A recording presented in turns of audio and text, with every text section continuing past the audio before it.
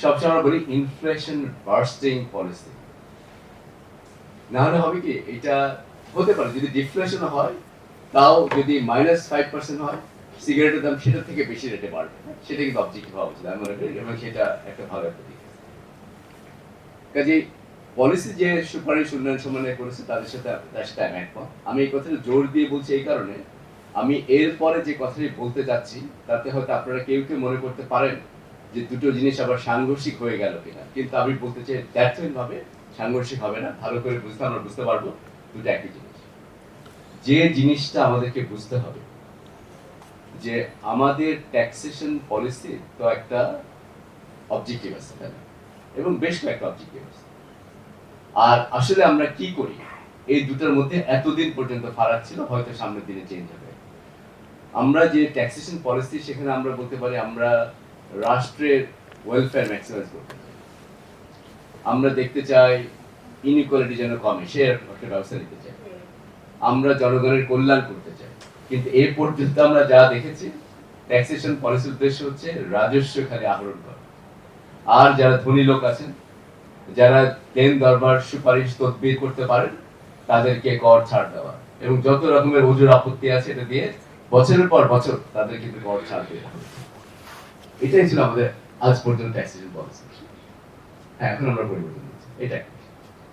আর যে ব্যাপারটি আমি আপনাদের সামনে অত্যন্ত গুরুত্ব দিয়ে বলতে চাই, আমরা যতই বলি যে উন্নত বিশ্বে কি পলিসি নিচ্ছে সেটা আমরা বাংলাদেশে অ্যাপ্লাই করতে পারি কিনা, সেই ক্ষেত্রে সবচেয়ে প্রধান অন্তরায় হচ্ছে কি, রাষ্ট্র যদি জনগণের স্বাস্থ্য সুরক্ষায় যথেষ্ট পরিমাণে দায়িত্ব না নেয়, তাহলে এই পলিসিগুলো ফেল করে। আবার বলছি, জনগণের স্বাস্থ্য সুরক্ষায় রাষ্ট্রের অত্যন্ত আরো সবল দায়িত্ব থাকতে হবে, যেটা বাংলাদেশে আমরা এটা দেখি না। কেন বুঝবে, আমাদের দেশে আমরা যে স্বাস্থ্য খাতে যে ব্যয় করি, সরকারি ব্যয়, সেটি যদি আপনারা জিডিপির সঙ্গে তুলনা করেন, এটা কিন্তু জিডিপির শতাংশ হারে 1% কম। এবং পৃথিবীতে জনগণ তার নিজেদের পকেট থেকে স্বাস্থ্যের জন্য যত খরচ করে আপনারা জানেন, সেদিকে বাংলাদেশ কিন্তু সবচেয়ে বেশি। তার মানে স্বাস্থ্য রক্ষায় পৃথিবীতে যে দেশগুলো আছে, সেখানে বাংলাদেশের রাষ্ট্রের দায়িত্ব ন্যূনতম, ঠিক না? যদি তাই হয়, তাহলে আমার সিগারেট থেকে খেয়ে 22% লোক মারা যাচ্ছে, এটা তো রাষ্ট্রের কনসার্নই না। এখন আপনি চিন্তা করেন বাংলাদেশের উন্নত বিশ্বের সঙ্গে, ইউরোপ বলেন বা অন্য যারা ওয়েলফেয়ার স্টেট আছে, তারা কি করে? তারা চিন্তা করে যদি বেশি সিগারেট খায়, এটা তো হসপিটালে যাবে, রাষ্ট্রের ব্যয় আরো বাড়বে, তাই না? এবং কারণ সেখানে রাষ্ট্র হেলথ সেক্টরে কিন্তু ব্যাপক খরচ করে, আমাদের হেলথ সেক্টরের খরচই করে সরকার, তাহলে তো আমরা কনসার্ন হব। কাজে পলিসি মেকিং এ রাষ্ট্রের স্টেক তৈরি করতে হবে, সেটা আমাদের কিন্তু ছিল এখন পর্যন্ত। এই কারণে আপনারা দেখবেন যে আমরা যে পলিসিগুলোর কথা বলি আর যেভাবে এটাকে বাস্তবায়ন করি, সেই দুটোর মধ্যে বড় রকমের ফারাক আছে। কাজে আমি বলবো এটা উপলব্ধির মধ্যে আনতে হবে। যদি একটা জিনিসের সঙ্গে আমি একটু খানিকটা বলবো যে কেয়ারফুলি আমাদেরকে সতর্ক থাকতে, মানে চিন্তা করতে হবে, যদি আমরা রাজস্ব বৃদ্ধিকে প্রাধান্য দিই, হ্যাঁ আমরা বলছি সিগারেটের ট্যাক্স বাড়ানো হোক, রাজস্ব বৃদ্ধি, এই প্রাধান্য আমরা যত দিব, এটা কিন্তু সাপে মানে হিতে বিপরীত হতে পারে, সাপে বল না, হিতে বিপরীত হতে পারে। কেন সেটা দেখুন, কারণ এনবিআর এর আলটিমেট কিন্তু গোল হয়ে যাবে রাজস্ব আদায় করা।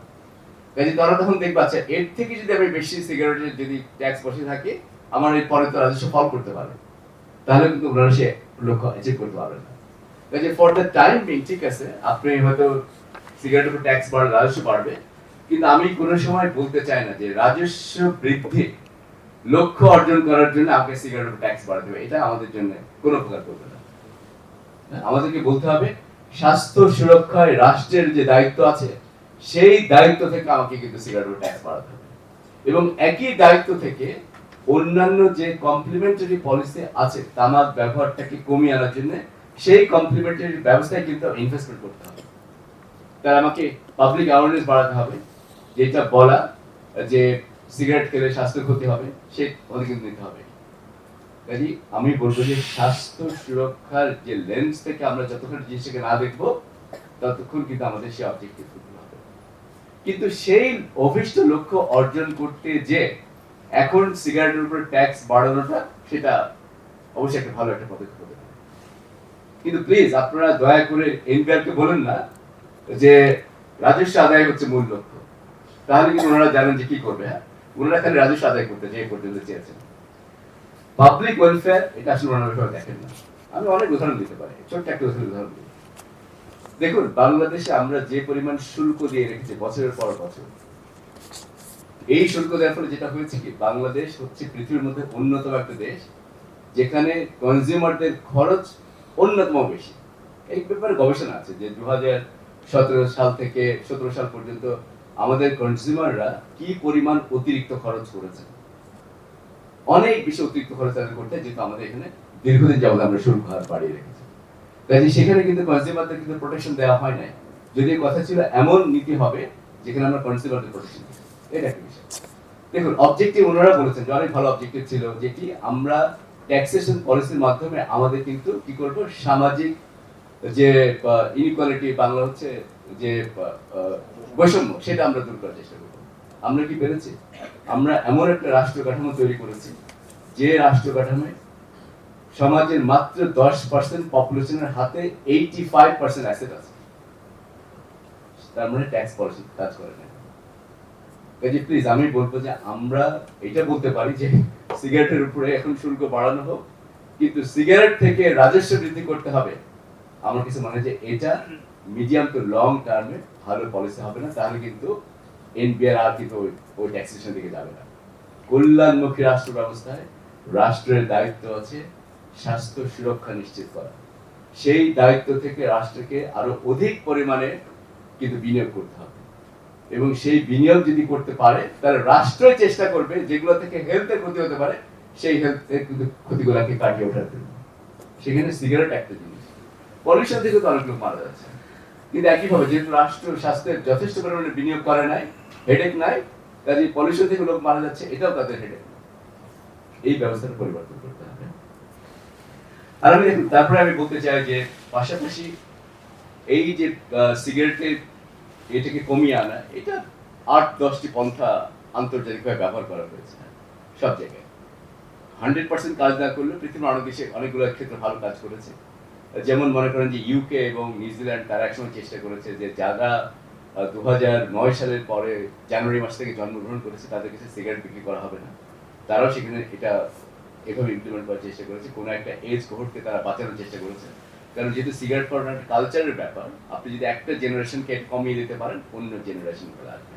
এটা তাহলে আমি আশা করি আমার সেন্ট্রাল মেসেজ আমি আপনাকে দিতে পেরেছি। একটু রিপিট করি। নাম্বার 1, উন্নয়ন সমন্বয় যেগুলো বলেছে সবগুলো শুনে, ইনক্লুডিং ট্যাক্সেশন পলিসি। আমি খালি বলেছি রাজস্ব বৃদ্ধির লক্ষ্যকে সামনের দিকে শক্তভাবে না ফেলে দেওয়াটা বুদ্ধিমানের কাজ। আমি বলেছি রাষ্ট্রকে স্বাস্থ্য সুরক্ষায় যথেষ্ট পরিমাণে কিন্তু দায়িত্ব দিতে হবে। সেই এই দুটো ব্যাপার আমি হাইলাইট করতে চেষ্টা করেছি। আর আমি সবশেষে একটা জিনিস বলতে চাই, দেখুন যে কতগুলো জায়গায় আমাদের কিন্তু একটু গবেষণা করার ব্যাপার আছে। কাজে গবেষণার পার্সপেক্টিভ আমি বলি যে এই গবেষণাগুলো না করা হলে একটু প্রবলেম তৈরি করতে পারে। যেমন ধরুন, আমি যদি সত্যি সত্যি সিগারেটকে ডিসকারেজ করি, আমি মনে করি অনেক ট্যাক্স বসালাম, হ্যাঁ, এবং আমি চিন্তা করলাম আমার রাজস্ব বৃদ্ধির দরকার নাই, কিন্তু আমি অনেক বেশি ট্যাক্সেশন করবো। তাহলে আমাদেরকে বুঝতে হবে যিনি সিগারেট খাচ্ছেন তিনি কতখানি খরচ করছেন এবং সেইটার ইম্প্যাক্ট, প্রভাবটা ইন্ট্রা হাউস হোল্ডের মধ্যে, মানে খানার ভিতর অন্য যে সদস্য আছে তাদেরকে কিভাবে ইম্প্যাক্ট করছে।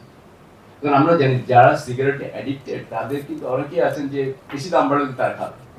এখন তারা যদি অতিরিক্ত খরচ যদি সিগারেটের উপরে করেন এবং মনে করেন যে তার পরিবারের যে অন্য খরচগুলো করার কথা ছিল, মেবি এডুকেশনে খরচ করা, মেবি হেলথে খরচ করা, ওগুলো না করে উনি যদি সিগারেটের পিছনে বেশি খরচ করেন, সেটারও কিন্তু আবার একটা বড় মাত্রার প্রভাব আছে। কাজে কতগুলো জায়গায় আমাদের কিন্তু একটু মনে রাখতে হবে যে এই জিনিসগুলো একটু গবেষণার মধ্যে আনতে পারলে যে কারা এটা আছেন সেসব হাউস হোল্ডের মধ্যে খরচ কতখানি, অন্য জায়গায় তারা কতখানি খরচ করছেন, এই জিনিসগুলো একটু আমাদের বুঝলে আমাদের এই পলিসিগুলো নেওয়াটা কিন্তু সহজ হবে, বা অন্যান্য সাপোর্টিভ মেজার্স নেওয়াটা সোজা হবে। আপনাদের সবাইকে অসংখ্য ধন্যবাদ আমার কথা মনোযোগ শোনার জন্য।